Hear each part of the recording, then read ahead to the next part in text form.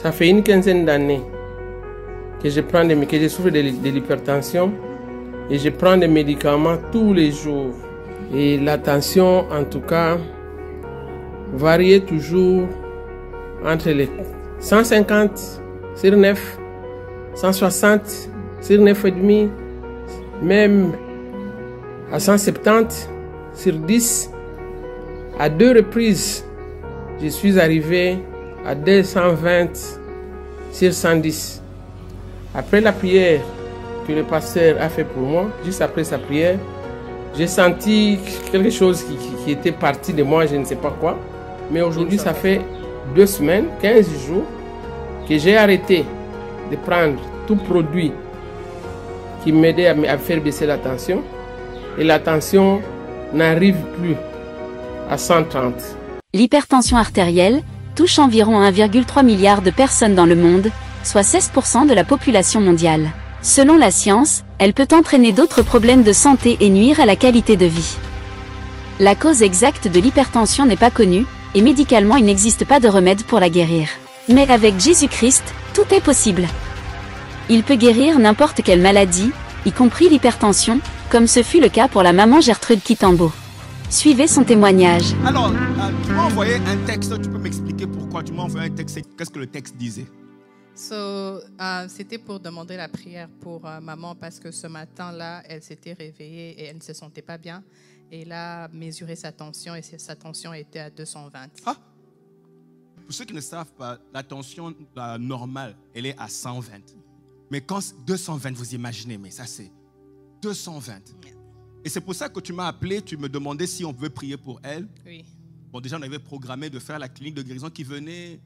Je crois que c'était le dimanche suivant. Qui suivait, le dimanche 26. Mais déjà, tu voulais voir si on pouvait prier pour elle le dimanche. Là. Oui. Et qu'est-ce que je t'ai dit? Tu m'as dit qu'elle vienne à la clinique de guérison. J'ai insisté qu'elle vienne à la clinique de guérison, mais oui. Que je ne prie pas pour elle le 16, le 17. Je vous ai dit d'attendre, mais je vous ai donné une instruction. Je vous ai envoyé quelques prières et enseignements de... Parce qu'en fait, comme je vous ai dit le dimanche passé, la guérison, croyez-moi, parce que je me suis beaucoup investi à comprendre. La grande partie de la guérison se fait dans l'enseignement. Donc, quand les gens ont bien compris, ça devient facile. Des fois, j'ai des difficultés ici quand je prie pour les gens. Comme elle, la Karine, je lui dis, tu es guéri. Elle me dit non. Moi, je dis, mais tu es venu ici pour être guéri. Moi, je te dis que tu es guéri. Elle dit non. Elle commence à discuter avec moi. Et puis, je lui dis, montre-moi la douleur. Elle fait, c'est parti. Moi, je dis, mais c'est ça. Tu es venu pour être guéri. Laisse-moi t'aider.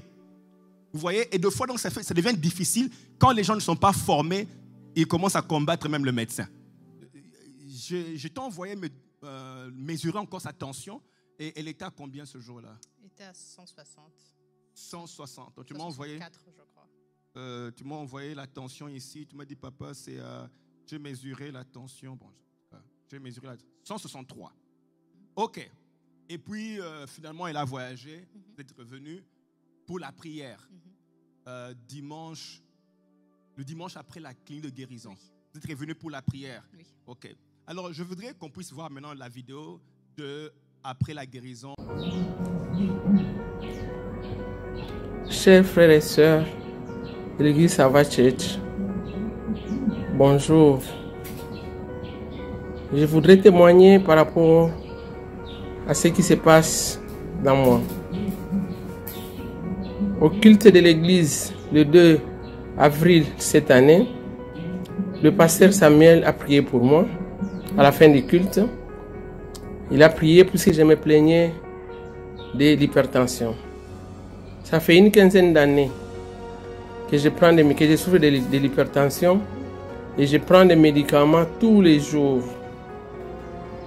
Comme je prends les médicaments tous les jours, ça baisse, mais le lendemain, il faut reprendre. Parfois même, je prends matin et soir, tous les jours pendant 15 ans, à peu près.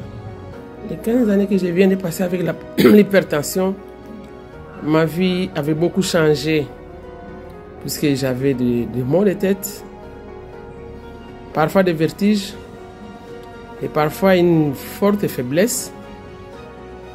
Et la tension, en tout cas, variait toujours entre les 150 sur 9, 160 sur 9,5, même à 170 sur 10. À 2 reprises, je suis arrivé à 220 sur 110. C'était presque la limite. Et on a eu très peur. Après la prière que le pasteur a fait pour moi, juste après sa prière, j'ai senti quelque chose qui était parti de moi, je ne sais pas quoi. Une sensation là un peu bizarre. Je suis revenu au pays, j'ai continué à prendre mes médicaments.